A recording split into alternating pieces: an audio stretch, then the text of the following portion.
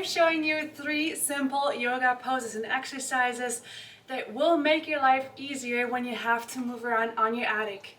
So let's go.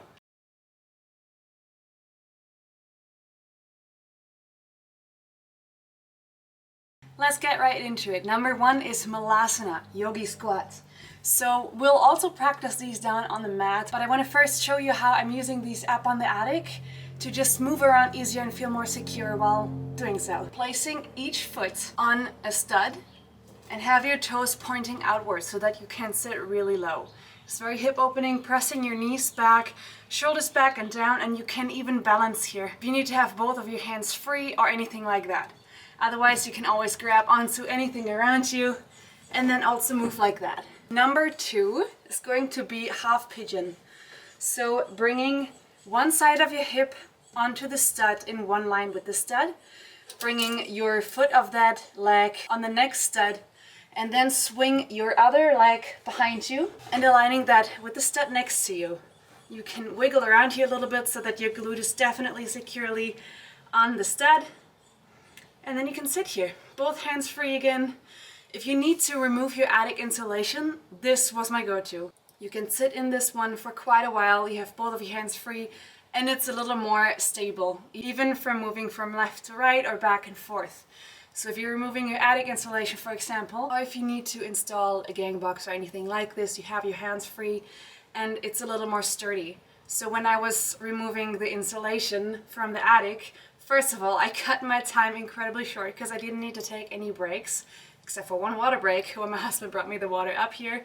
But otherwise, I could just sit around here in each position on each side like this and just use the vacuum to just suck everything in while not having to move that much. Number 3 is more of a workout move if you need to move around on your attic.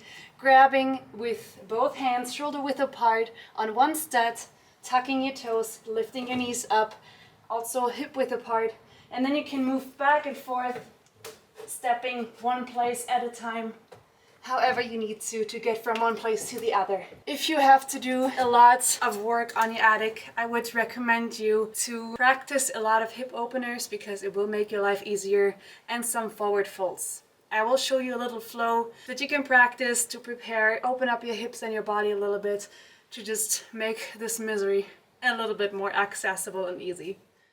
Welcome down on your mat. Find maybe a comfortable seated position of your choice. Making sure your hips are grounded, your spine is long, you're pulling your shoulders back and down, slightly tucking your chin to lengthen the base of your neck as well. And imagine that there's a string attached to the top of your head, pulling you up while you're still rooted down. For a moment, just feeling how this is feeling. And then let's stretch out our spine. Inhale, hands up over your head, palms touch, maybe look up, lengthen your spine even more.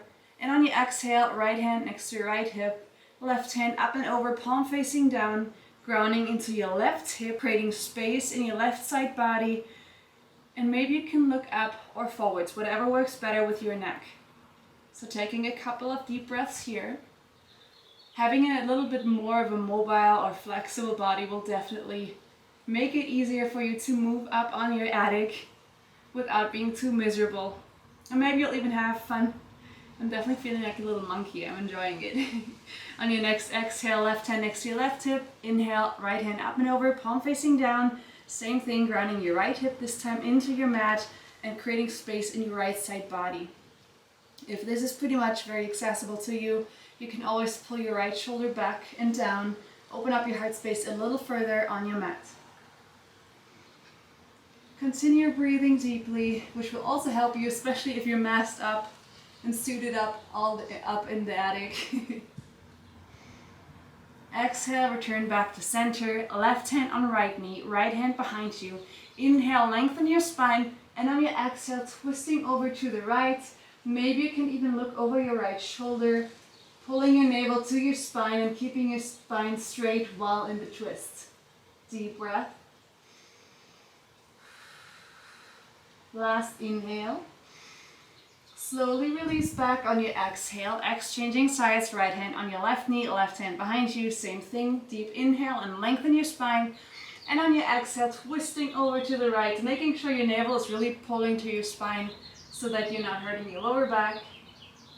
and that you're practicing a healthy twist. Maybe when you exhale, you can twist a little deeper, but always respecting your current stage and not forcing anything. Deep inhale. On your exhale, returning back to center, both hands on each knee. Inhale, shoulders back and down, pulling your heart space forwards. Maybe you can slightly arch your back and push your sacrum back. On your exhale, rounding your shoulders, spreading your shoulders, holding onto your knees, rounding your back, and maybe you can look towards your navel. Inhale, shoulders back and down, lifting your heart space, maybe look up. Exhale, rounding your spine, looking towards your navel, spreading your shoulders. Last round, deep inhale, shoulders back and down, look up. And exhale, rounding your back, looking towards your navel. On your next inhale, finding your neutral spine again, shoulders back and down. And then straightening your legs out in front of you, flexing the toes. Your knees do not have to be straight. You can either have your feet close together or hip width apart, or more than hip width apart if you have issues with your back. So maybe you can start bending one knee at a time, trying to keep your spine straight here, shoulders back and down. If it helps, place your hands next to your hips. You can bend and straighten one knee at a time to warm up your hamstrings, or both at the same time. Or if it's already pretty comfortable for you, you can also just keep your legs straight and flexing and pointing one knee at a time, just to wake up your legs a little bit. Keep breathing deeply, you got this. Now, flexing your feet, taking your legs apart as far as you can. Again, knees don't need to be straight. This is just to stretch out the groins a little bit. You can again straighten and flex, straighten and bend one knee at a time, or if you're comfortable here, maybe flexing and pointing your toes together. Again, shoulders back and down, trying to sit straight. This is accessible. Maybe walk your hands a little further and start creating a couple of circles to really get a deep stretch in your hips. Keep breathing. Next, grab onto your outsides of your knees, pull them up, place the soles of your feet together, grab onto your ankles if accessible, using this movement, using this position to pull your heart space through, shoulders back and down, and trying to press your knees onto the floor. They don't have to touch the floor, it's just about the stretch. So now here you can see what feels better if your heels are closer to your pelvis, medium, or further apart, creating a diamond shape with your legs. We're all going for the same stretch here. It's just to release the muscles in your hips and open up your lower body a little more. If this is quite comfortable for you, you can again lean forwards, holding onto your ankles and pressing your elbows into your inner thighs, not onto your knees. That might hurt you. If that feels good, maybe creating some movement, intuitive, or what I'm doing, which is intuitive, but if you don't know how to move intuitively, that's fine. We can still get to that in a different video.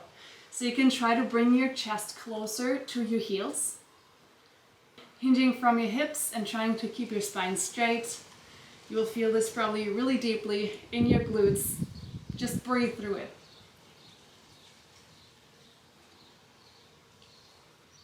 Couple more deep breaths here. You can always find stillness if that feels better. I just prefer movement, so I'm always moving on my mat.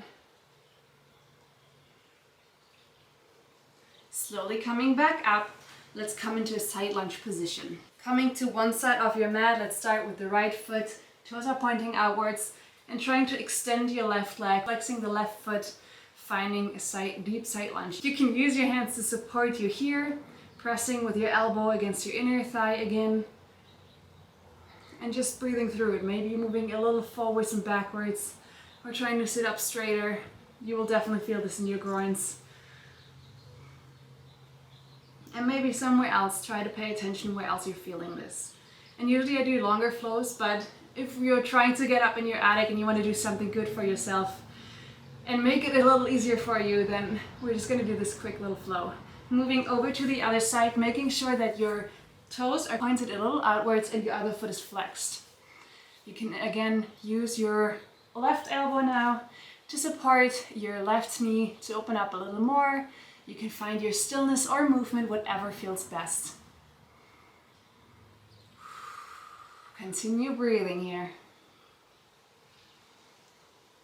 If you want to challenge yourself, you can always bring your shoulders back and down and lift your heart space up, placing your hands in prayer position in front of your heart and pressing with your left elbow against your knee.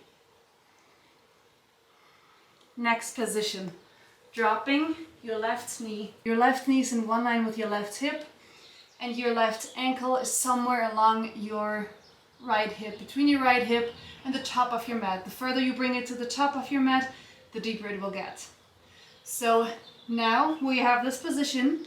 You can open up your hip, bring your right knee in a little closer, and then have your right foot either in one line or a little closer to your hips, to your glutes. This is the half pigeon position that I showed you up on the ceiling. Your left leg will be in one line with the stud, while your ankle and your other leg will be in line with the other stud.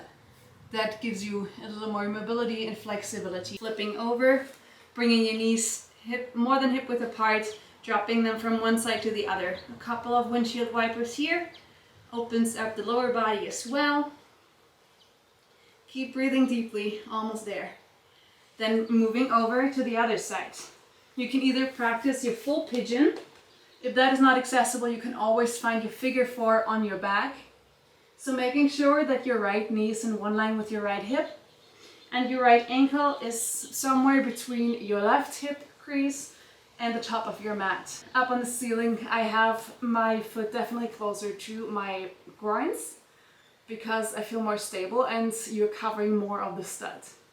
Then open up your hip, dropping your left knee so that you're in your half pigeon position. You can flex both toes if that feels better for your ankles. And then you can again work on your range of motion here. Deep breaths. Again, you can always find your intuitive movement or find stillness, whatever feels better. Making sure you play around with your mobility here on your mat so that you definitely feel safer up there and you're not hurting yourself. Keeping your back a little straight, pulling your navel to your spine so that you're not banana backing. And the last one I want to show you is Malasana. So maybe enjoying a couple more of your windshield wipers. Malasana is pretty much composition of everything we've done before. So on your mat, we practice approximately mat width apart or a little less, whatever feels better. Toes are pointing outwards. And then you're sinking your hips to your heels. So as close as you can go, making sure your knees are pointing outwards. You can always find a little movement. I'm already doing it automatically. And here I would recommend that you place your hands in a prayer position in front of your heart because it will give you the pressure you need to open up your knees a little more. Once you're here, you can always find some movement or stillness. I would recommend you working on your forward folds here. Because if you have the vacuum that sucks in your attic insulation, you can move forwards and suck it in more, okay? So a deep breath here. Maybe working a little bit on this position first to get comfortable. You can always place your hands on the floor, but reminder to keep pressing your knees outwards. So you can move a little from left to right. Here your heels will be, or your centers of your feet will be on the studs. So this distance might vary from your attic. You can start leaning forwards, bringing your fingers forwards, maybe leaning a little forwards. There's always the option to pistol grip your fingers, push forwards while leaning your hips further back. Keep opening up your knees and just working on the forward fold. It's a lot on your legs. It's a little leg workout too. But strong legs will make your legs also more flexible, and more flexible legs need more strength. Sounds weird, but I hope you know what I mean. Here you can also move a little from left to right or open up a little bit from side to side to get a little more mobility and flexibility in your spine. Keep breathing. Your breath is the most important thing in your practice and up there and literally anywhere. So feel free to repeat those poses as much as needed. These definitely saved my butt up there.